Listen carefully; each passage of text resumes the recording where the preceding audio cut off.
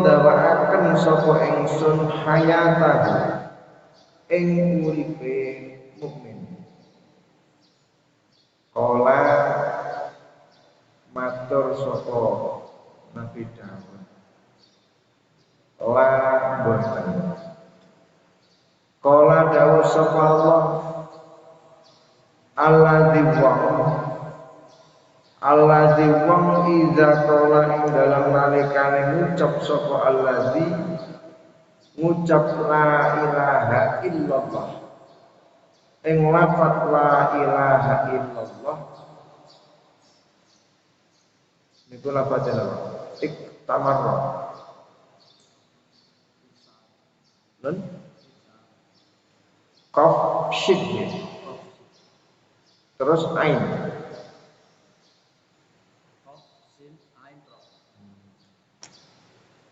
ikut sya'ara ikut sya'ara mongkon jengkerep apa jilduhu kulite alladzi warta'adat lan gumeter apa mafasiluhu piro-piro ros-rosane alladzi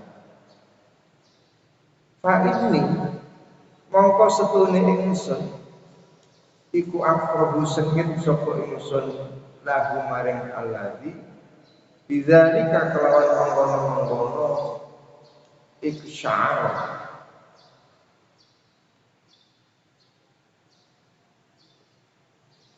ngeten fa inni mongko setune ingsun iku aqrabu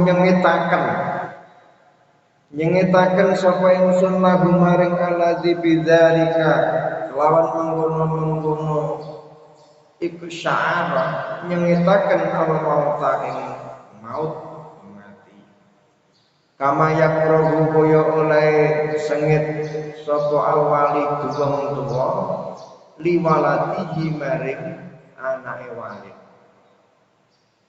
walakin layadullu angin tetapine ora nuduhaken sapa walid ing walad ing maut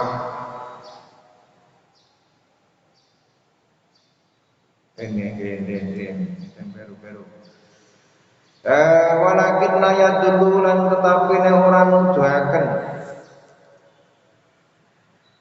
sapa Allah ing alladzi minhu saking maut ini setune ingsun iku uridu ngarepaken sapa ingsun an asurra yen to bungahaken sapa ingsun ing alladzi ingsun bungahaken bidarin ing dalem omah siwa hadi dari kang sakliyane iki omah maksudnya omah dunya fa inna na'imah monggo setune pira-pira nikmate hadidah iku balaun bilahi waroho'aha lan jembare hadidah iku siddatun rekoso kangelan fiha ing dalam hadidah aduun utawi mungsuh ikulah ya lunakum orang nyendeng sapa aduun ing sira kobalan ing kerusakan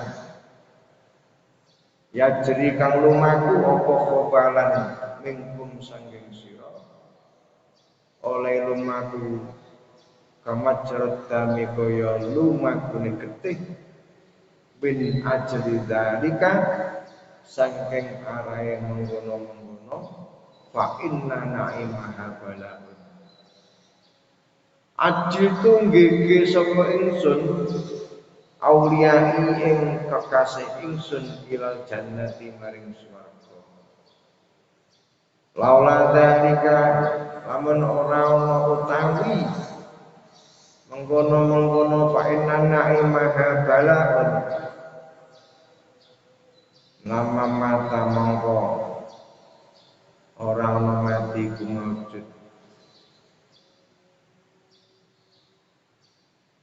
Iku Adamu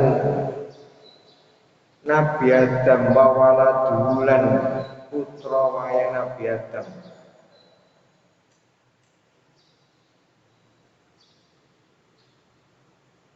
Ngeten aduh. Laula dalika lamun ora ana fa inna naimaha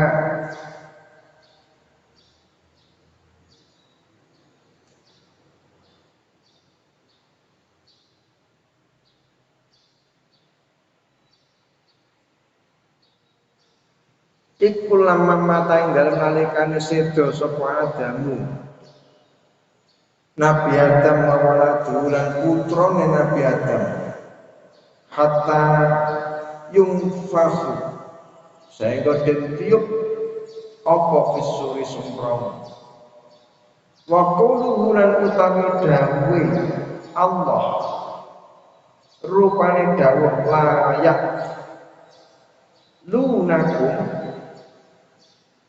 khibalan iku layak suruna tegese orang nyendek sapa aduun oleh orang nyendek ngoten niku wa fi fasadi umurihim ing dalam kerusakane pira-pira perkarane aduun wal khobalu lan utawi lafat khobalu iku al fasadu kerusakan wa bihadzal isnadi lan iku kelawan iki sanad sandaran riwayatun utawi riwayat an Anas bin Malik radhiyallahu anhu qala dawuh sapa Anas qala Rasulullah sallallahu alaihi wasallam man utawi sapane wong iku qala ngucap sapa man la ilaha illallah ing la ilaha illallah wa maddalan dawaaken sapa man ing lamene la ilaha lame lafat la ilaha hadamat mawajur mongko ilang lalu kedue man apa arba'atu alafi dambin patang ewu pira-pira dosa minal kabairi kang tetep saking dosa gedhe kala dawuh ing hadis sapa aliyun Sayyidina Ali radhiyallahu anhu wa waradalan temeka fi majelis tafsir Qur'ani ing dalem majelis tafsir Al-Qur'an lisyekhi kedue guru rupane al-imam wong kang dadi imam rupane az-zahidi wong kang banget topo donyane rupane Yaqub al-Kisai Syekh Yaqub al-Kisai rahimahu muga-muga paring kewelasan ing Syekh Yaqub sapa Allah taala apa sing temeka anna Hazima benar Walidin setuhune Hazim bin Malik radhiyallahu anhu ta'ala iku maridallahu sapa Hazim fa'atam temeka sapa Hazim tabiban ing dokter dukun tukang suwuk ahli perobatan fakhodar ngalap sapa tabib nabdohu ing detak jantunge sinten ning wau Hazim bin Malik qala monggo ngucap sapa tabib laisa ora iku fihi ing dalem nabdah apa sing ora ana ailatun penyakit Walakin as'aluhu angin tetapi nyuwun sapa sira kabeh ing Hazim an halihi saking tingkai Hazim. Fa innal mar'a mangko setuhune wong suwiji iku alamu luwih weruh bisa nih kelawan tingkai qabedah. Fas'aluhu mongko padha njaluk sapa wong akeh ahli ing Hazim. Kala mongko dawuh sapa Hazim, laisa ora ana iku fi nafsi ing dalem awak ingsun apa ilatun penyakit. Wa illati lan utai penyakit ingsun iku al khaufu wedi minallahi ta'ala sangga Allah Ta'ala al azizi kang agung al wahhabi kang akeh paringe wa khauful urdi lan oleh den rene wa khauful urdi lan wedi den pentokaken amal wa khauful urdi lan wedi den pentokaken amal wal hisabilan hisab wa khaufu zawalil imani lan wedi ilange iman wa asiru lan dadi sapa ingsun dadi iku mustahiqqan wong kang ngehaki lil adzabi maring azab. Fatuba monggo utahe bejo temen iku liman kedue wong kana kang ana apa khuruju metune man anit dunya sanging donya ana iku bil imani kelawan gawa iman wa masiruhu lan gon bali neman iku ilal jinani maring pira-pira swarga. Hadirin dan para pemirsa dimanapun Anda berada, hadis yang ke-7 ini datang dari Abdus Somad bin Mughaffal yang beliau itu mendengarkan Wahab bin Munabbah. Wahab bin Munabbah ini satu ketika pernah membaca di 30 sahifah akhir dari kitab Zaburnya Nabi Dawud. Nah, di dalam Zaburnya Nabi Dawud itu Allah Subhanahu wa taala pernah bertanya kepada Nabi Dawud, Dawud, apa sliramu iki weruh wong sing paling tak demeni? Nabi Dawud matur, mboten Gusti. Ngerti ya, wong sing tak demeni iku wong sing ngucap la ilaha illallah iku terus awake gemeter, kulite jenggerut mergo iman. Jadi idza tuliyat apa nih banyak Quran. Idza tuliyat ayatuhu zadat imanu. Iku tandane wong iman sejati. Iku angel lho. Awake dhewe dirungokne Quran karo nangine. Ya. Angel. Makanya ulama-ulama kiai pesantren itu terkadang ada yang adil. Kalau wong nyetel napa? Saniki lah Quran itu malah jadi nada dering ya. Nada dering ya. Keren ya. Quran jadi nada dering. Jadi penanda untuk membangunkan dari tidur ya. Padahal bangun tidur ya kate apa? Ngabuburit. Ini aneh, generasi sekarang. Itu ada ulama yang wirai itu ngati-ngati, saking ngati-ngati itu gak kerso. Gak kerso masjid-masjid itu disetelkan apa? Bacaan Quran. Kuatir ngelek kerungu suara Al-Quran, atine gak gemeter itu loh.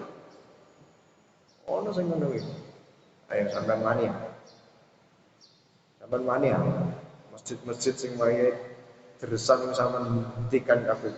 Mandek. Mani ya. Lapo? Ono wong diwacane Quran ora tambah khusyuk tambah delurung. Ya. Ada kiai yang orang seneng Quran itu disetel sanggun. Ya masih banyak lah, saya pikir masih. Ya tidak banyak sih, ada.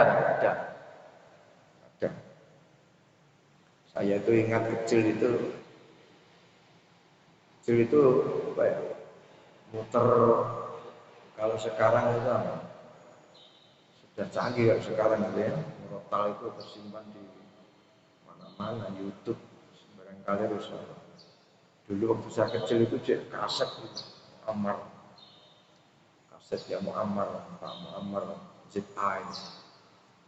Jadi di tempat saya itu pertama kali diputer kaset itu, langsung kiai-kiai itu di tempat saya marah-marah, dibanting itu kaset. Di sejauh itu ya, uang kuno itu sampai mikirnya sama. Kuatir nanti nek orang wis dirungokne Quran panggah ae atine ora gemeter. Wangkok. Salah kok atine ora gemeter. Lah wong Quran disetel nang iki mlebu kuping tengen terus metu kuping kiwa. Aktivitasnya tetap jalan ya kan? Jagongan ya tetap jagongan naik. Maka ada ulama itu yang merdi-merdi karena menghormat Quran itu sampai segitunya. Kenapa? Karena ini penting ini. Quran itu kalamullah, gitu. Sudah tahu belum ini? Quran itu kalamullah. Ada sampai generasi sekarang ini didangkalkan ideologinya, akidahnya. Quran itu ya makhluk, bukan kalamullah. Itu pendapatnya Mu'tazilah itu. Ya. Jadi ada orang bilang Quran makhluk, itu pendapatnya Mu'tazilah. Kalau ahli sunnah wal jamaah, Al-Quran itu adalah kalamullah. Ini ilmu gitu tenan ini ilmu kita tuju sampai. Dalam matannya kitab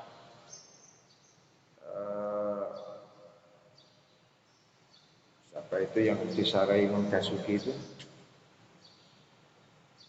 Sanusi, matanya kitab Sanusi, Imam Sanusi itu menjelaskan kalamullah itu bila sautin wala harfin wala suratin.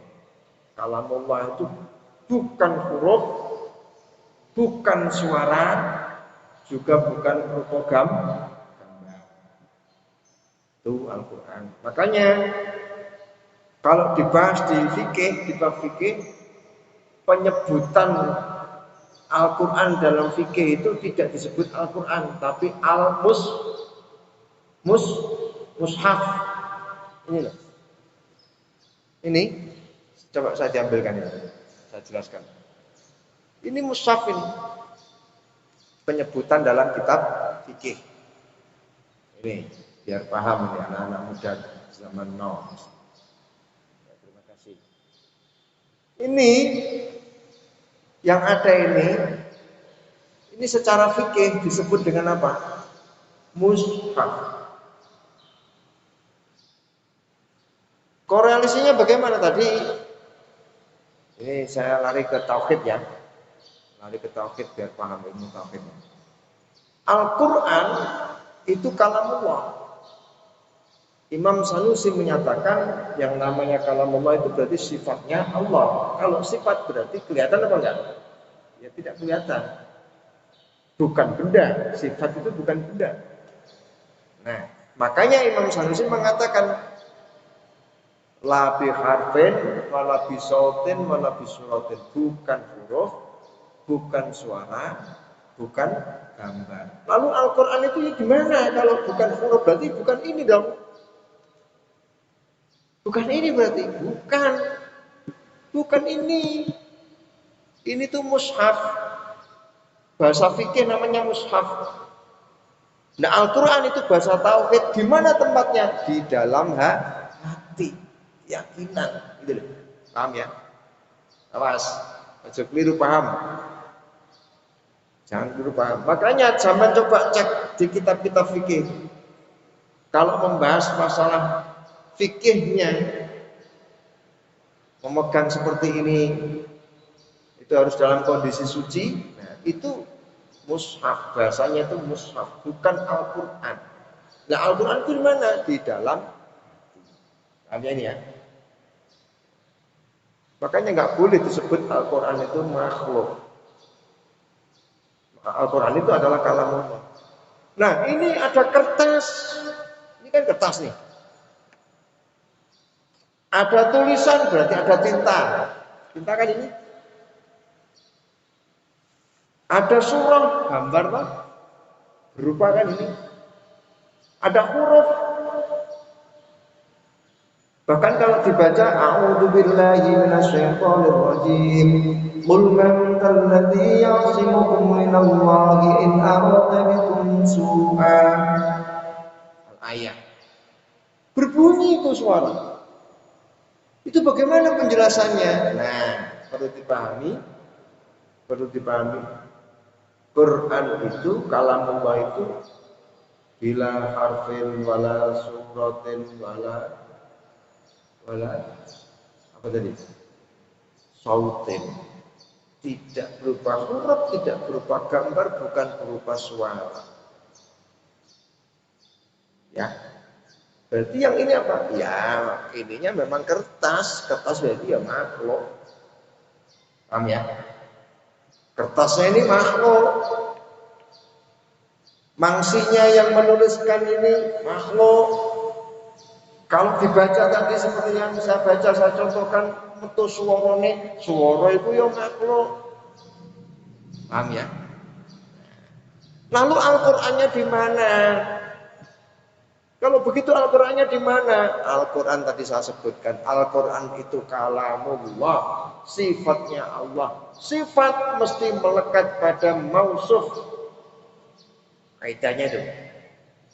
Sifat itu mesti melekat pada perkara yang disifati. Contohnya ini Mas Haidar. Mas Haidar ini ketua remaja Masjid Agung. Sifatnya bagaimana? Oh, hari ini beliau datang dengan pakai jaket Levi's. Sifatnya Mas Haidar bagaimana? Orangnya itu kalem, sabar. Ya. Kalem, sabar itu melekat enggak dengan Mas Haidar? Melekat. Masa kalem, sabar diuculi tekok Mas Haidar tidak iso. Ya kan? Sifat itu mesti melekat pada mausuf, perkara yang disifati. Al-Quran juga begitu, karena dia kalamullah, maka melekat pada Allah. Paham ya ini ya? Jangan sampai bingung. Jangan sampai bingung. Kalau ada yang mengatakan, ini apa? Ini makhluk, ya wis barno ae. Tidak salah. Mergo iki nek kertase, nek mangsine, itu sing diarani makhluk. Tapi kalau Al-Qur'annya itu sifat Allah. Kalau sifat Allah berarti melekat kepada yang disifati. Siapa? Ya Allah itu. Kan begitu. Ini berdarah-darah ulama-ulama dulu itu mempertahankan akidah seperti ini. Imam Hanafi keluar masuk penjara. Imam Malik itu keluar masuk penjara, bahkan Astani itu sampai digawapui, nggak bisa nulis. Imam Malik. Imam Ahmad Ibnu Hambal, Masya Allah, keluar masuk penjara sampai di istilahnya sekarang apa? Dicekal, tidak boleh mengajar. Ribuan santrinya itu dibuyarne untuk mempertahankan ideologi seperti ini bahwa Al-Quran itu bukan makhluk tapi kalamullah. Imam Syafi'i diintervensi pemerintah, tapi pinter Imam Syafi'i. Imam Syafi'i itu pinter karena pemerintah kan Mu'tazilah itu dulu itu kan menggunakan alat kekuasaan politik. Jadi sejarah ini. Mau tahu jadi lebih sejarah. Menggunakan kekuasaan politik. Jadi Mu'tazilah itu masuk ke kerajaan-kerajaan, mempengaruhi para raja, para wazir. Akhirnya Imam Syafi'i itu diundang di tengah ribuan kaum muslimin dan dipaksa harus mengaku bahwa Taurat, Zabur, Injil, Al-Quran ini adalah makhluk. Dipaksa itu. Saya bisa cek di kitab Ihya Ulumuddin sejarah itu, cerita itu. Akhirnya pidato, dipaksa pidato Imam Syafi'i.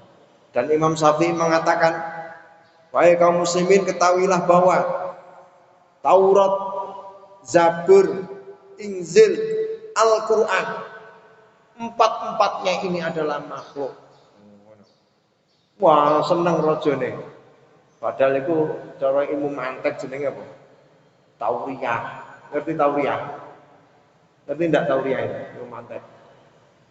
Jadi kayak sampean itu loh dulu waktu masih sekolah kepada yang terhormat Bapak Ibu guru di kelas 6 man tambah beras. Ke kelas 6, kelas 3 ya, kelas 12. Mohon izin hari ini saya tidak masuk sekolah dikarenakan kakek buyut saya meninggal dunia. Padahal lesedo tahun 80. Jenenge tauriyah. Kan ndak bohong tau ngomong kakek lesedo. Sama ini. Empat-empatnya ini makhluk yang dimaksud empat-empatnya itu dirijine Imam Syafi'i. Hai kaum muslimin, saksikanlah bahwa Taurat, Zabur, Injil, Al-Quran, mandek empat-empatnya ini adalah makhluk. Ini makhluk tak ya? Makhluk ini namanya tauriyah, mantek. Tauriyah. Tapi yo ojo digawe sing nyelek ya. Hebat Imam Syafi'i itu, orang pinter nih Imam Syafi'i. Wah, rumangsane Khalifah Imam Syafi'i sudah mengakui bahwa kutubullah semuanya adalah makhluk. Wah, akhirnya gak dipenjara Imam Syafi'i. Imam Syafi'i tidak dipenjara. Darah itu. Makanya kalau konsepsi fikih, ya, konsepsi fikih itu megang mushaf, biasanya mushaf bukan Al-Quran. Megang mushaf itu harus dalam kondisi suci. Bahkan dalam kitab fikih yang semi-semi tasawuf itu kayak apa? Salam Taufik, Akhwatuha ini. Zawazir sarahnya, Abdul Rafiq juga sarahnya Salam Taufik itu keras. Jangankan pegang mushafnya, memegang lemarinya yang dipakai untuk nyimpen mushaf itu harus suci. Di dalam Salam Taufik, Abdul Rafiq. Jangankan lemarinya, dinding yang menghubungkan, yang terhubung dengan lemari yang tempat nyimpen Quran itu megang dindingnya itu harus suci. Itu kalau dalam Salam Taufik. Tapi kita sabot-abot sampean kira-kira ora iso nglakoni. Aja gawe kuwi Fathul Qorib ae, Fathul Qorib sing enteng ya. Cukup pegang ini aja yang dalam kondisi suci. Itu dalam fikihnya. Lalu ada pertanyaan, loh bagaimana kalau darurat? Ya, darurat. Contohnya Quran tiba, angin tiba di lemah. Kita tidak ada orang lain dan kita tidak punya wudhu dalam kondisi tidak suci ya namanya. Dalam kondisi tidak suci. Kalau darurat seperti itu boleh mengambil Al-Quran untuk menghormat, ya, demi kehormatan Al-Quran kita menyelamatkan Quran yang jatuh itu ditempatkan darurat dulu. Bagaimana kalau orang yang hafal Quran perempuan, ya, atau pengajar TPQ yang dia punya siklus bulanan itu datang haid. Gimana ini? Atau mbak-mbak IPPNU remaja, ini remaja, yang di sana remaji ya. Remaji masjid ketika tahlilan itu kan ya baca apa? Baca surah Al-Qur'an, ada Al-Ikhlas, Muawwidzatain, Al-Fatihah itu. Bagaimana itu? Nah, kalau sampean seperti itu kondisinya, ya jangan diniati tilawatil Quran. Niatnya apa? Niatnya adalah zikir. Boleh, zikir itu kan bebas. Kondisi suci tidak suci kan tetap boleh, ya kan? Jadi tahlilan maca qul huwallahu ahad, maca Al-Fatihah, Muawwidzatain, awal surat Al-Baqarah, akhir surat Al-Baqarah, semuanya Al-Qur'an itu. Itu jangan diniati tilawatil Quran, tapi niat apa? Zikir. Orang hafal Quran, ya niat zikir. Niat apa? Berzikir. Tapi saya nggak bisa ya baca Quran dengan niat zikir. Ya wes ora usah. Nek ora iso ya ora usah. Nek gak iso berarti lah niat maca Quran kok. Jadi kalau seperti itu nanti melanggar peraturan. Ini ya. Kalau Android, nah Quran Android di HP-HP itu kan tersimpan itu semuanya. Ini bagaimana? Nah, kalau yang di HP itu HP-nya bukan Quran. HP-nya ini bukan Quran. Tapi ketika sampai buka aplikasi muncul itu ya itu harus dihormati. Ya, harus dihormati. Karena apa? Disebut dengan Quran itu ketika ditulis dengan niatan untuk dibaca maka dia jadilah Quran. Maka hati-hati walaupun Bismillahirrahmanirrahim. Kadang-kadang orang itu lupa tulis Bismillah surat undangan. Ya, ada yang ngono terus kepenaen. Dan nulis itu tujuannya apa? Lah mestinya untuk dibaca toh. Nah padahal Bismillah itu ayatun min ayatil Quran. Hati itu. Yang jadi sekretaris hadir enggak ini? Ngaji enggak? Hati-hati ya. Kalau nulis ayat-ayat undangan pernikahan. Wa min ayati an khalaqalakum. Ar-Rum 21 populer sekali. Ya toh? Ar-Rum 21 itu populer, ditulis di undangan-undangan. Walaupun dengan translate bahasa Indonesia, itu tetap Quran loh ya. Tetap Quran. Enggak, ini kan bahasa Indonesia. Dan dari tanda-tanda kebesaran Allah. Lah iku ya Quran dol cuma di bahasa Indonesia ngono lho. Paham? Paham ya? Hati-hati. Jadi orang kok terus Quran itu tapi bahasa Arab orang. Terjemah itu ya Quran itu. Hati-hati. Ayo kapan-kapan kau ngaji tentang itu. Ya. Ben ngerti fikih piye. Lalu kalau kitab tafsir itu bagaimana? Apakah termasuk beda? Kalau tafsir itu beda. Tafsir dengan terjemah itu beda. Kalau tafsir itu sudah ada pendapatnya ulama. Tapi kalau terjemah itu ya translate saja. Translate itu apa? Memindah bahasa kan? Tidak merubah isi kan? Ya kan? Maka translate itu Quran. Tapi kalau tafsir, ini bukan Quran. Maka menghukumi kitab tafsir, ulama fikih itu mengatakan dihitung-hitung. Antaranya tafsir dengan ayat Qur'annya itu lebih banyak mana? Kalau ternyata lebih banyak Qur'annya, maka dia dihukumi Qur'an. Paham ya? Tapi kalau ternyata lebih banyak tafsirnya, ya ini tidak dihukumi mushaf. Maaf, bukan Qur'an. Tidak dihukumi mushaf secara fikih. Berarti kalau begitu ada kitab tafsir yang tafsirnya sedikit sekali, lebih banyak ayatnya, itu menurut ulama fikih madzhab Syafi'i itu masih dihukumi mushaf. Kalau kitab tahlil Pak, itu kan ada kadang-kadang Yasin, Waqiah, Al-Mulk, kemudian Ar-Rahman, ayat-ayat surat-surat yang istimewa itu biasanya tuh ada di situ. Alif Lam Mim Tanzil. Ya. Itu bagaimana Pak? Terus di dalam juga ada istighosah, ada tahlil ditulis dalam kitab kecil itu. Nah, ya sama dengan itu tadi. Dihitung antara surah Al-Quran yang ada di kitab tersebut dengan selain Al-Quran lebih banyak mana? Dan di situ dimulai dari daftar isi, kemudian kata pengantar penerbit, kata pengantar tuan rumah, sohibul musibah, mari ngono dijelasno keluargane, ada lempirannya khusus. Terus mari ngono nek sejarahnya, wah macam-macam. Umpama terus ditambah dengan apalagi tahlil, istighosah, ono hizibe, wah macam-macam, hizib nasr, saken, tulis kabeh nang kono. Sehingga menyebabkan ayat Al-Qur'annya ini lebih sedikit, maka ulama fikih madzhab Syafi'i ini mayoritas mengatakan itu tidak termasuk mushaf. Maka memegang itu dengan tidak punya suci, dalam kondisi tidak suci orangnya berhadas itu tidak apa-apa. Paham ya ini ya, ini fikihnya.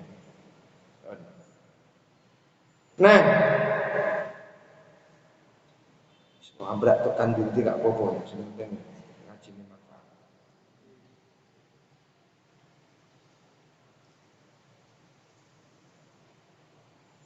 Akhirnya Nabi Daud dijelaskan oleh Allah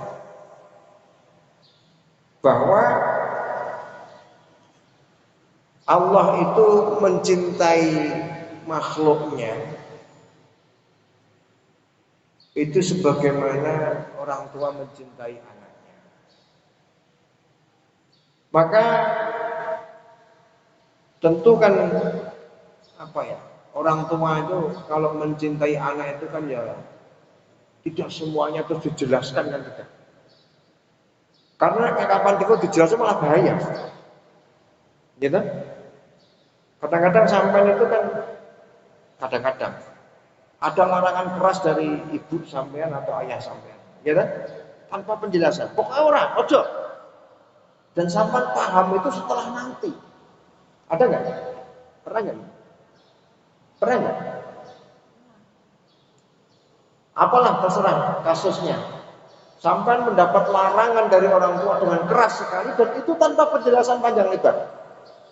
Dan akhirnya sampean tahu, oh madorete kanggo aku ini itu nanti. Dan orang tua tidak menjelaskan saat melarang. Itu kasih sayang Allah terhadap makhluk. Ya. Nyapa to awake dhewe kok oleh podo-podo daging. Daging itu dimasak. Sing tukang masak, chef namanya ya. Bumbune podo, wonge ya ahli memang. Mosok pitik sing disembelih karo pitik sing gak disembelih itu beda rasanya. Kira-kira sampean ngefan dengan chef siapa? Chef Marinka. Ya sing belakang chef Juna itu. Udah, saya analogkan. Ini ada ayam disembelih dengan cara yang syariat halal. Ini ada ayam tidak disembelih. Sudah jadi daging. Haram ya? Haram kan? Terus dimasak oleh orang yang sama. Siapalah terserah. Yang ahli masak dan terkenal enak memang masakannya. Bumbunya sama juga. Nah, kira-kira rasanya sampai nanya enggak? Sama. Tapi kalau disuruh milih, sampean pilih yang halal atau yang haram? Halal kan?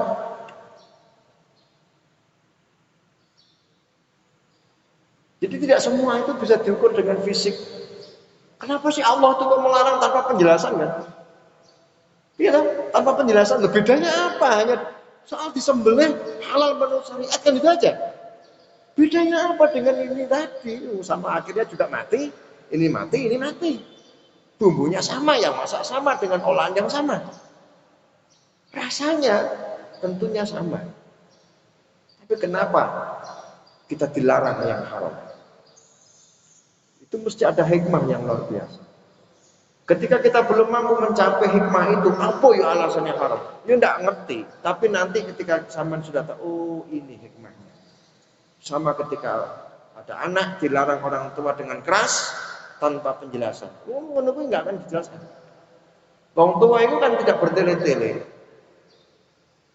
Nek itu malah prinsip biasanya malah gak dijelaskan. Kok cek roh-roh dewi.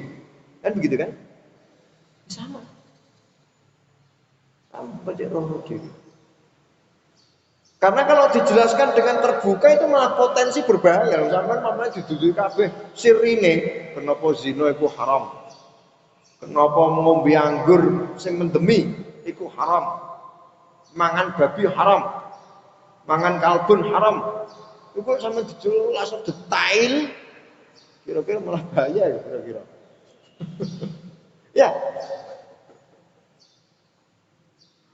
Jadi apa ya? Tobakon antobak gitu loh. Berarti bertahap-tahap. Bertahap-tahap. Oh ini, oh ini. Oh. Nah, itu kasih sayangnya Allah pada makhluk. Demikian juga terhadap mati. Ya, terhadap kematian makhluk itu apa namanya? Karepe Gusti Allah itu makhluk Gusti Allah yang didemeni ya, yang diremeni kali Gusti Allah itu ya dihindarkan dari perkara yang kira-kira menyusahkan. Yang menyusahkan. Lah Gusti Allah itu remen nek ana wong sing imane iku sejati. Tadi disebutkan. Piye iman sejati itu? Ketika dibacakan asma Allah ya, hatinya bergetar. Hatinya bergetar. Saya itu pernah menangi orang seperti itu. Tapi sudah sedo. Habib Alwi Al-Haddad Terongan Allah. Rahmatullah. Itu kalau setiap bicara iman itu, bicara Allah itu redek. Visualnya sepuh. Saya juga bisa itu.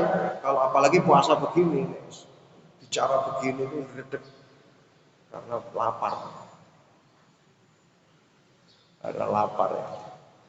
Nah.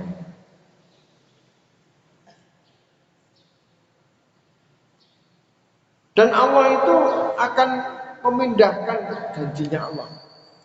Akan memindahkan hidup di dunia ini bagi kekasihnya itu tadi yang dicintai Allah dipindahkan kepada kemuliaan hidup di akhirat. Asal orangnya itu betah. Lah mergo napa?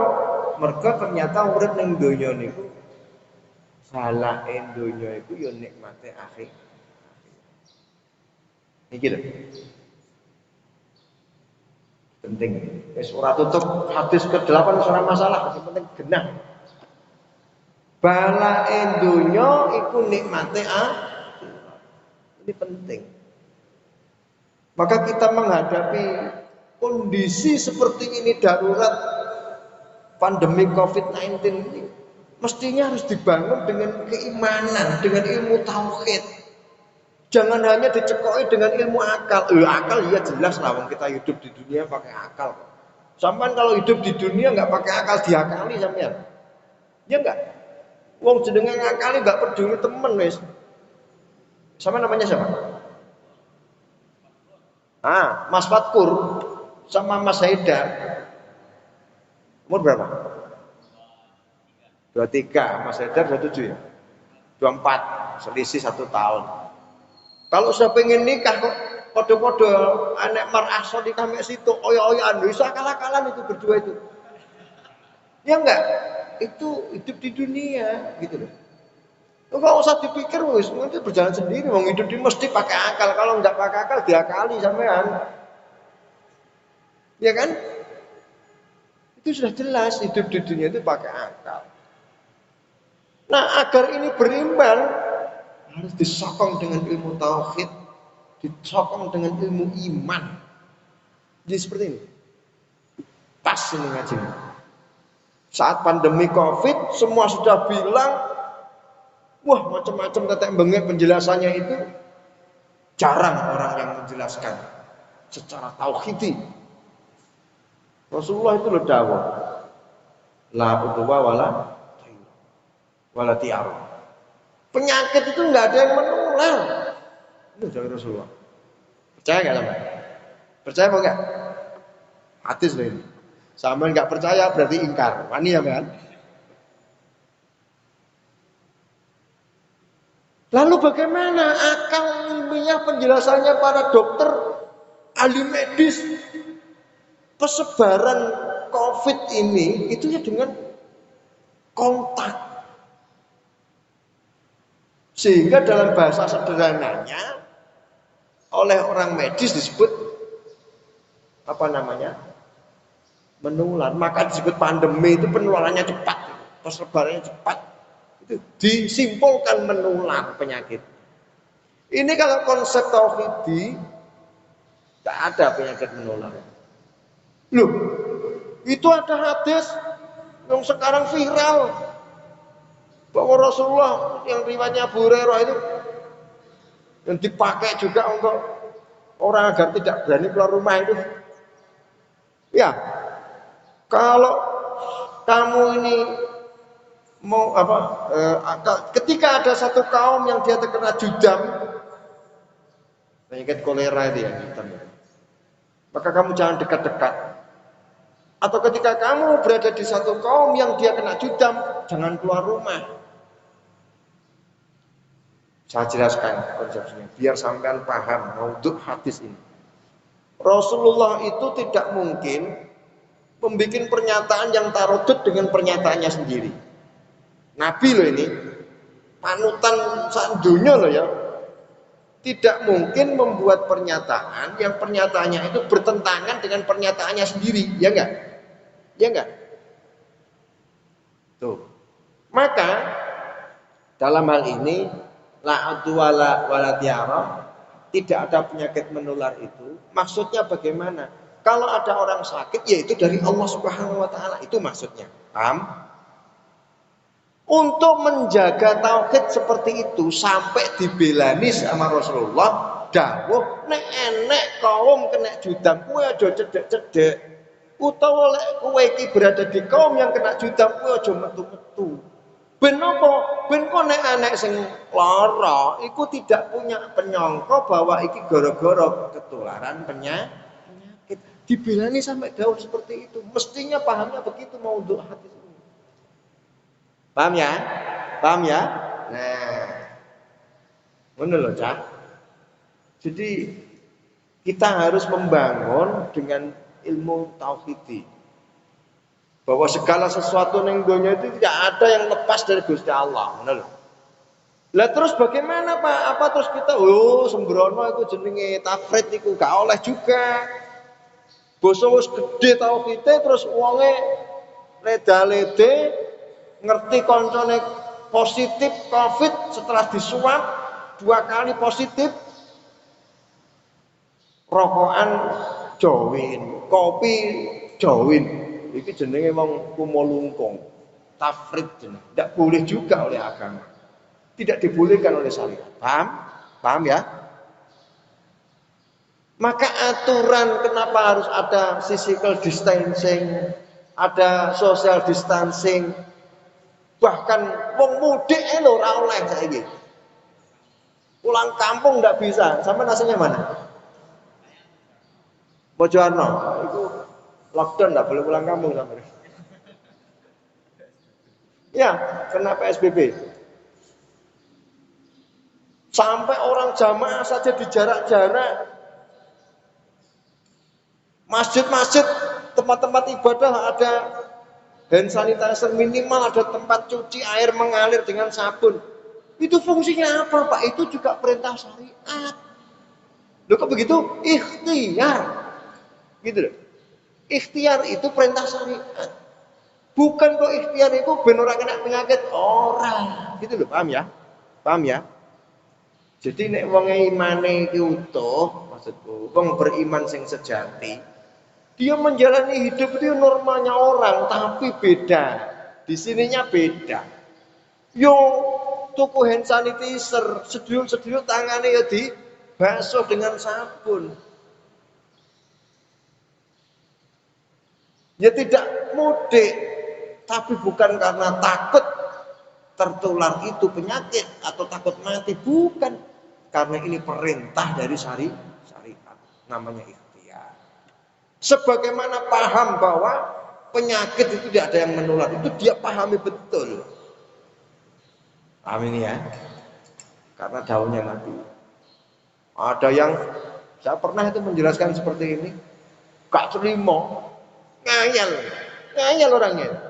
Nah sekarang dia ngayal pakai logika. Saya jawab dengan logika dah. Dalil akli bukan dalil nakli. Kalau tadi kan dalil nakli. Mungkin di antara sampean atau pemirsa di rumah ada yang membantah pernyataan saya tadi bahwa tidak ada penyakit menular. Kalau COVID ini dinyatakan WHO penyakit menular, maka dia bisa menular. Sekarang, kalau betul COVID itu menular, siapa yang tidak paham Arya Bima? Semua paham Arya Bima ya? Wali Kota Bogor. Baru-baru kemarin dokter yang merawat Arya Bima meninggal gara-gara COVID juga, betul? Sudah ya? Sekarang bantahan logika saya, kalau memang penyakit itu menular, mestinya semua orang yang bertemu dengan Arya Bima tertular semua. Istrinya, anaknya, pejabat di lingkungan Kota Bogor yang bertemu dia, mestinya tertular semua. Tapi nyatanya enggak. Paham? Paham ini? Ini logika loh ya. Ini logika yang saya bangun. Kalau memang betul menular, penyakit itu mesti menular, mesti loh ya. Maka semua itu akan tertular. Nah padahal itu kan bahasanya kan potensi menular, iya kalau potensi. Paham ini ya? Tapi ini ranah tauhid. Yang seperti ini ranah tauhid harus kita yakini. Di Pati tempat saya kemarin itu ada salah satu anggota DPR RI dari fraksi PDI. Saya sebut inisialnya Bapak IS. Ini meninggal dunia gara-gara COVID. Positif COVID. Beritanya menjadi nasional. Sehingga Kabupaten Pati terus langsung menjadi zona merah. Beliau ini ada acara di Jakarta, di gedung parlemen. Acara sehari, begitu pulang, ya ada terjangkit dari Jakarta itu, begitu pulang, istirahat sehari, kemudian melakukan bakti sosial, bagi-bagi masker ke beberapa titik. Sejak kepulangannya itu, meninggal dunia itu kurang lebih sekitar 5 atau 4 harian. Tidak banyak waktunya. Jadi berhubungan dengan anak, istri, kontak langsung, dan beliau ini punya rumah sakit besar di Pati. Punya rumah sakit besar, rumah sakit swasta tapi bagus dan besar di Pati. Begitu dibawa di Karyadi, karena dia punya rumah sakit, dia dicek sama ini dokternya yang dari rumah sakitnya itu sama perawatnya, dirawat. Itu dokter sama perawatnya itu akhirnya positif COVID-19. Dibawa ke Karyadi, meninggal dunia. Ternyata hasil swabnya istri sama anaknya ini tidak kena apa-apa, negatif. Ya walaupun karantina kan ikhtiar kan. Intinya tidak tertular.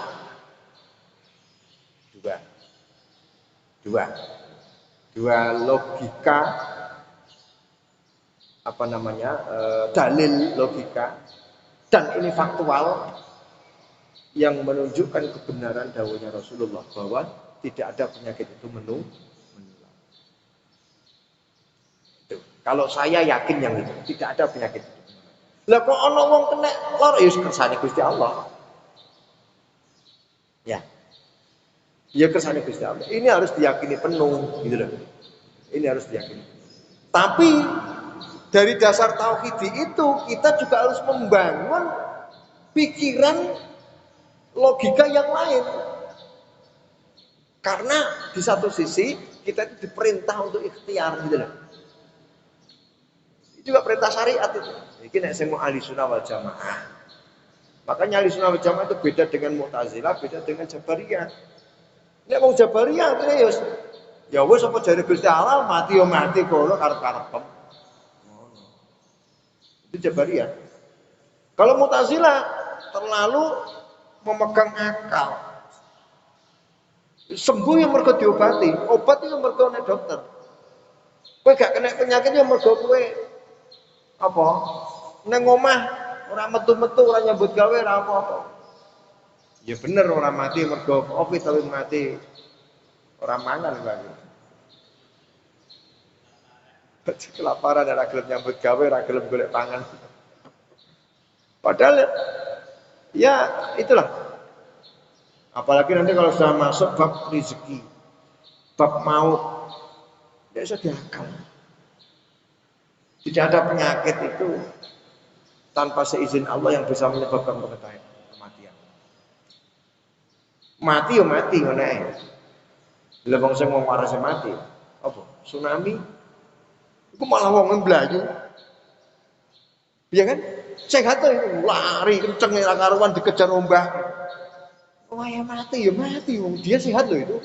Bisa mblayu kan sehat itu. Waras akalnya karena menghindari kejaran ombak itu kan berarti dia orang sehat, sehat jasmani, sehat rohani. Saatnya mati ya mati. Ini kalau secara tauhid. Ya. Nah, sejak dini itu harus kuat, tauhidnya itu harus kuat. Rasulullah dulu itu dakwanya itu tauhid dulu ditoto. Nah, lalu terusnya bagaimana? Jadi bagi orang yang beriman, bagi orang yang dikersakni Gusti Allah akan mendapatkan diganti kehidupan yang lebih baik di akhirat dibanding dengan hidup di dunia ini. Nikmatnya akhirat itu adalah balain dunia. Balak sebagai ini kena corona macam-macam, semua serba sulit, ya kan? Semua serba sulit. Sampean itu saat ini gak salah lapo-lapo. Sampean pergi ke Malang terus pulang ke rumah bilang kepada Pak RW, Pak saya habis dari Malang. Semua orang langsung curiga. Sulit gak? Sulit. Kita dipersulit oleh keadaan. Ya inilah dunia. Tapi bagi orang yang beriman tidak akan menyusahkan.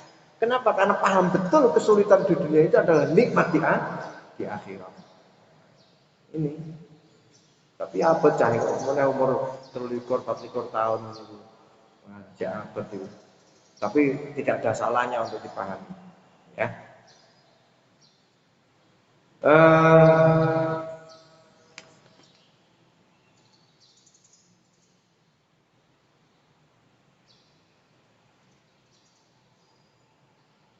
Ada satu riwayat datang dari Anas bin Malik bin Dinar. Orang yang melafadzkan la ilaha illallah, ini masyhur ya. Hadis ini masyhur, tidak hanya di kitab ini, banyak kitab yang menjelaskan itu fadilah dari la ilaha illallah, fadilah tahlil itu. Dan dia memanjangkan lafaz la itu di la ilaha illallah ya, la itu dipanjangkan. Itu masyhur sekali itu. Maka dosa-dosanya itu akan dihapuskan oleh Allah Subhanahu wa taala. Bahkan dari redaksi ini yang diriwayatkan oleh Anas bin Malik bin Dinar, ini kabair, dosa besar. Kalau di kitab yang lain itu sabair, dosa-dosa kecil. Tapi kalau di sini dosa besar. Ini fadilah yang luar biasa. Fadilah yang sangat luar biasa. Sampai satu ketika ada cerita sahabat Hazim bin Malik ini sedang sakit. Kemudian dia mendatangi dokter. Nah, orang-orang itu ya datangnya orang krana dhek piye karena dipaksakan orang-orang sekitarnya sampean itu ndang ngono lho budal nang ngene mbah kae topit zaman dulu ya sinse ambo apa kono tukang suwuk ta piye akhirnya dia berangkat menemui topik tersebut setelah itu diperiksa denyut jantungnya nadinya diperiksa sampean niku gak lara kok sampean gak lara kok Mbah Hazim ternyata dia bilang iya saya itu tidak sakit saya itu hanya satu penyakitnya apa? Wedi penyakit wedi nah ternyata takut itu pun bukan karena takut apa takut karena Allah takut bendune Gusti Allah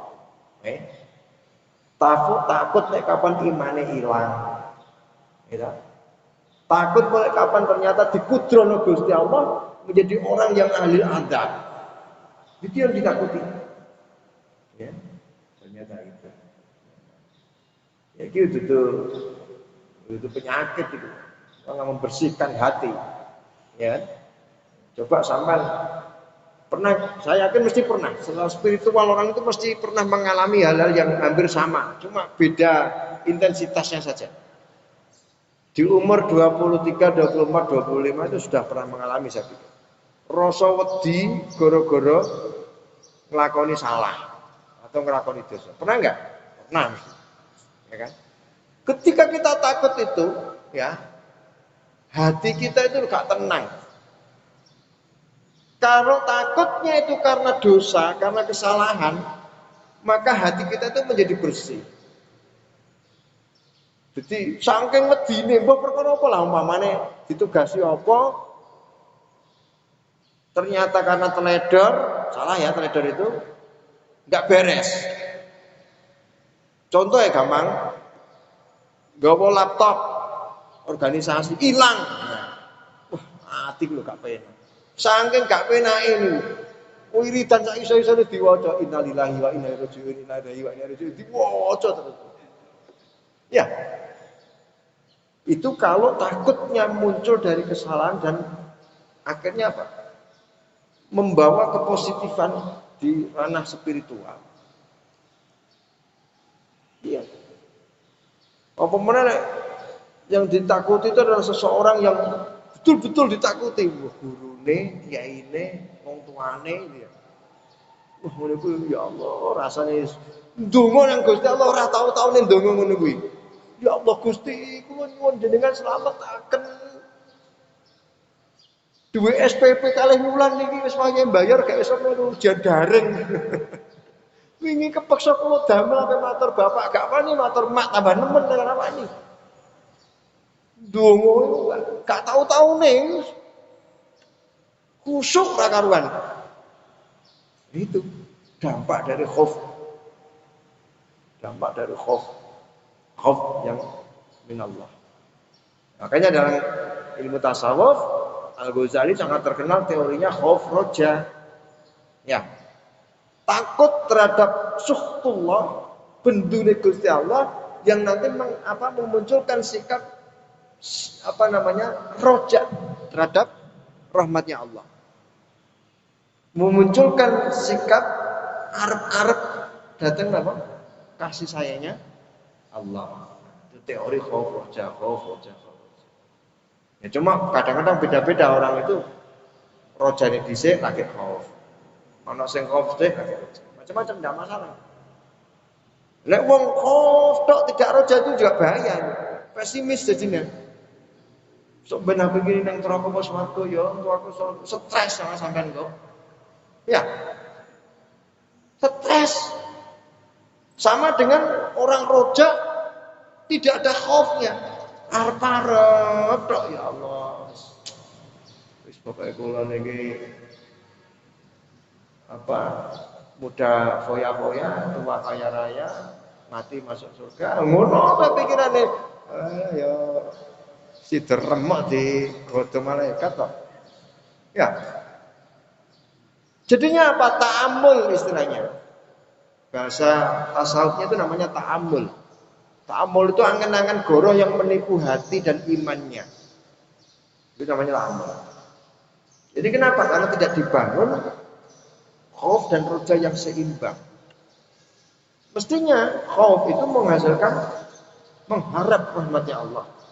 Mengharap rahmatnya Allah ini memunculkan apa? Sikap tetap takut terhadap suhtullah. Tuh. Ya kayak Sayyidina Umar tuh. Sayyidina Umar itu kalau sholat, Assalamualaikum warahmatullahi, dia menoleh ke kanan tuh tersenyum karena rojaan li rahmatillah, mengharap rahmatnya Allah. Allah itu Ghafurur Rahim, Tawwabur Rahim, Tawwabun Ghafur. Ngono-ngono kuwi mohon apa tobat akeh ngapurane akhirnya tersenyum. Begitu Assalamualaikum warahmatullahi, menoleh ke kiri, menangis, ingat terhadap dosa yang pernah dilakukan. Yaitu teori khauf yang diterapkan yang benar. Jadi Allah itu yang memang Ghafurur Rahim, zat yang maha menerima dan maha pengampun, maha kasih sayang, maha menerima taubat. Seberapa dosa kita itu tidak ada bandingannya dengan sifat rahmatnya Allah. Sak gede-gede ini dosa ini makhluk menungso. Iku jek ngono bandingannya dengan sifat ampunan Allah. Tapi yo rame tok. Allah itu juga Jabbar Qahhar. Lho ngono. Sadidul Iqab. Lho kuwi barang aja arep-arep tok ana wis gak apa-apa kan wis. Haram tek-tek gak apa-apa Gusti Allah iku. Mau pangapura. Wah kacau iki. Dibangun dengan seperti itu kacau itu nanti. Haram tek-tek gak apa-apa wis. Hari gini penggolek halal, golek haram angel lah. Repot. Ya, kacau dunia engko. Tidak pernah membaca bahwa Allah itu Jabbar Qahhar. Yang maha memaksa, mau nyereng, ya, mau ngatur, Sadidul Iqab, maha pedih siksanya. Sampai kena geni lu lara, ora ono ning donya kena geni gak lara gak ono. Kena geni ki lara. Lah siksane Gusti Allah iku ora kena diukur. Tekok geni donya iki ora kena diukur. Iku nek sampeyan iku wangkot atine, atos atine kepengin roh sak pirose Gusti Allah, sampeyan bayangno. Nek gak iso bayang sampeyan lakoni ae. Drijine sampeyan coblos dom driji sampeyan. Ceplus. Cekit rasanya kan begitu. Iku dom donya. Nek dom akhirat ora iso dibayangno. Ora iso dibayangno nek ngene kitab Minhajul Abidin iku lho bayangno. Sing nang nggone neraka iku ana kala jengking gedene sak unta, ya wis. Gedene sak unta dikon nugasi ngentek wong siji. Dan tupe ku sak pira. Kala jengking kok gedene sak unta. Tupe sak pira. Lah ngene ku nek wong siji ditunggoni kala jengking siji. Bayangno iku. Bayangno. Jadi ya Allah itu apa namanya? Tawwabur Rahim, Ghafurur Rahim. Tapi juga ingat ya Jabbar yang Qahhar. Sadidul Iqab. Sampai di sini, insyaallah besok kita sambung ke hadis Amin. Kurang lebihnya saya mohon maaf. Wallahu muwaffiq ila aqwamit thoriq. Assalamualaikum warahmatullahi wabarakatuh.